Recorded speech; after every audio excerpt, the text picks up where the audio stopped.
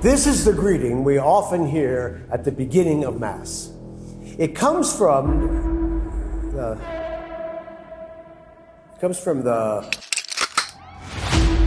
Mike Stafford called. Is this about that church shooting? What makes a person do something like that? Eve, you said in your statement that the devil made you do it. You care to elaborate? Wouldn't be doing myself any favors. The girl is sane and fit to stand trial. You understand? I feel bad for you. Why is that? Because hell is real. That's where you think I'm headed? That's between you and God. Eve, did you know everybody in that church? This doesn't involve brimstone and contracts written in blood.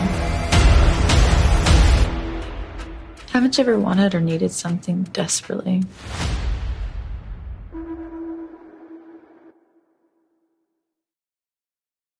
Ladies and gentlemen, boys and girls, children of all ages, I am so excited to have with me today a wonderfully talented and amazing actress, AnnaLynne McCord. AnnaLynne, we're here to talk about Conditions of Return, your new film. Would you like to tell everybody about that and say hi?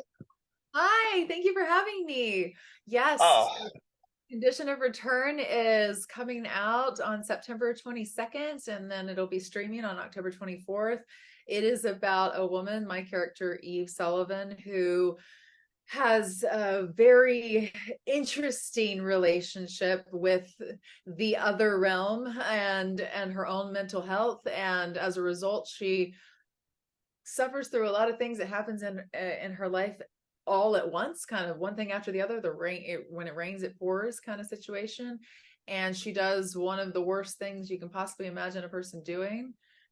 And I try to do the very challenging job of making it seem reasonable that she might reach a point of breaking and do something that is so inhumane as to cause a mass shooting, which is what the opening scene of the film is about. So it was a very confronting role, as you can imagine. I could totally imagine. Can you talk about working with Tommy, the director? Absolutely. Tommy and I had to have a conversation because he never spoke to me for days and days of the film. I was like, what is going on? I talked to the makeup artist and she was like, he loves you. He's so happy. You're doing so great. And I was like, well, why doesn't he speak to me? And finally, Tommy and I was like, Tommy, what? You have to come and talk to your actress. And he said, you're doing exactly what you're doing beyond what I would have wanted. And I don't want to get in the way of your flow. Just do what you're doing naturally. And he really trusted me and gave me this just open space to paint my canvas of this character. And that was, for an actor, you want to make sure that everyone is enjoying the process, is liking what they're seeing, but you also do have your very personal outlook on the character and you want to do them the justice that you believe they deserve. So it was a very rewarding process. Ultimately, once I found out that he was happy and we were all good, then I was able to fully embody my character Eve and not worry that Tommy was like just not talking to me because he didn't like me. I love that because, it sounds like he was very stoic in his approach, but it tended to work because the whole time you're on edge, but your character should be on edge. So maybe that's what he was going for. Well, Who he did knows? a good job. That's all that matters. Now, you're in this film with some very talented people. Like, you're not the only blonde bombshell here. Nastasia Henstridge is also in this movie, as well as Superman himself, Mr. Dean Cain. You talk about working with them and what it was like to play off of them, and especially in a film like this where you're in such a challenging role. Oh, absolutely. We talked about the fact that Natasha was a blonde bombshell and they were like, should she wear a wig? Should be, God forbid you have two blonde women in the world together. But I told Tommy, I was like, and Natasha, and we all talked about it, but I was like, I love the idea that maybe this is all in her mind, Yeah. that this is the projection of the devil on her shoulder. That is, we saw the devil and it was us, And working with Natasha was so, I mean, she was amazing. I don't know if that's a compliment to say that someone was amazing at being the devil, but she was so awesome. What she brought to it, and her, like, she had this dry humor, and she was so, she was so yummy with the kind of salaciousness of it all. And she just fully embodied it in a fun and sharp and powerful way. And it made this a lot more symbolic in a Carl Jungian way, that this is the shadow part, and there's, the light and the shadow are always dancing with each other. We rarely like to integrate them, but maybe we should.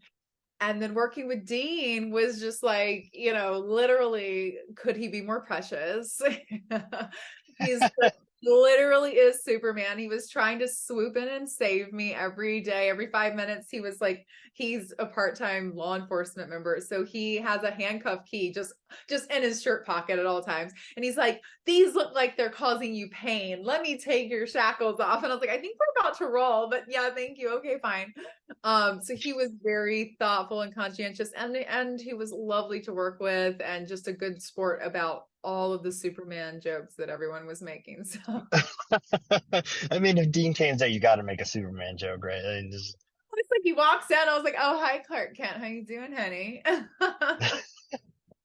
I love that. Now, I wanted to ask you a couple questions about you personally, because I always like to ask these two fun questions of all my guests that I ever get.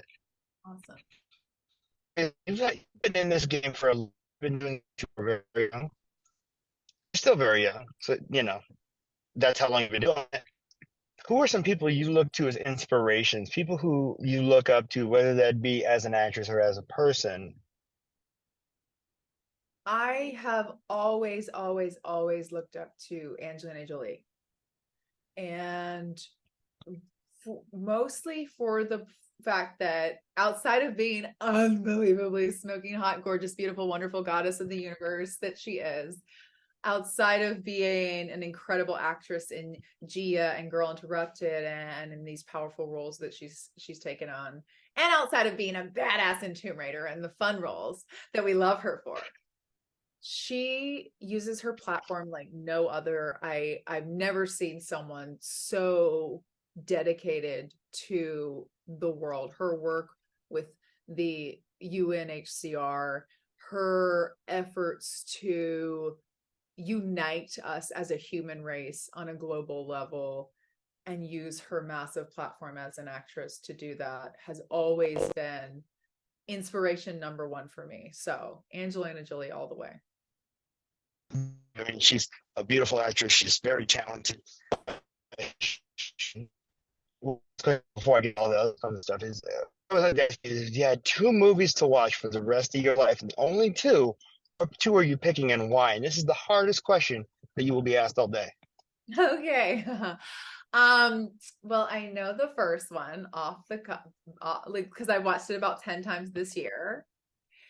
And the funny little piece of trivia is that I did not like this movie when I first saw it. So What is it? I saw Indiana Jones and the Kingdom of Crystal Skulls in the theater when it first came out back in 2008. Thought it was completely ruined Indiana Jones. It was just like they messed up what was this beautiful trilogy. How dare they? And then I rewatched it last year, and maybe it's because we're all talking about aliens now, whatever. But now I am so obsessed, and I could watch that film all day, every day for all of my life, and I would be totally fine. So that is one. And I love that. you asked for two, so I'm going to give you two. Oh God, could I use an entire series, Harry Potter? One other film. Let me get one. I've never seen those. Are you serious? We need to do a binge watch together. And I've literally partied with Daniel Radcliffe, and I've never seen those movies. Are you serious? I'm serious. And if you want to do a watch along, I'm happy to do it. I'll do it. It's gonna take about 36 hours of your life, but we can make that happen. Come on, this is such a good definitely question. do that then. I want to answer this correctly, and I'm like, what is the other film that I watch and rewatch?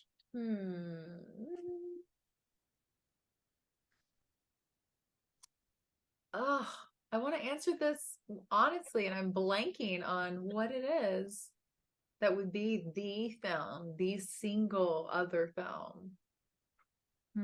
Yes, because this is like the most important question you will ever be asked in your life. And as you said previously, the hardest one I'll be asked all day. Let's see. Correct. And the funny thing is, I love this question because I get so many different answers. Yeah. And so that you never know. I never know what people are going to say when I give them this question. So the fact that you don't know is like the best part of it. I do know the one that, because it's actually funny enough, it's the one I talk about the most. I haven't watched it as much as Crystal Skulls, but I talk about it more.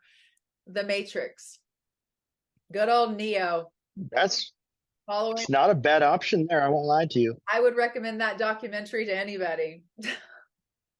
Yeah, I mean, a documentary. I love that. So you're one of those, huh? No, yes, I am, honey.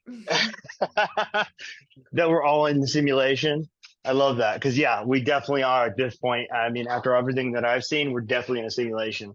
I love that. I love that answer. And The Matrix for me is one of my favorite movies of all time. So I love that you picked that. Really, I do. Now, No, he is the one. exactly. Now, I want you to give me an elevator pitch for Conditions of Return for people who might be interested to see it. Why should they go see your brand new movie? Okay.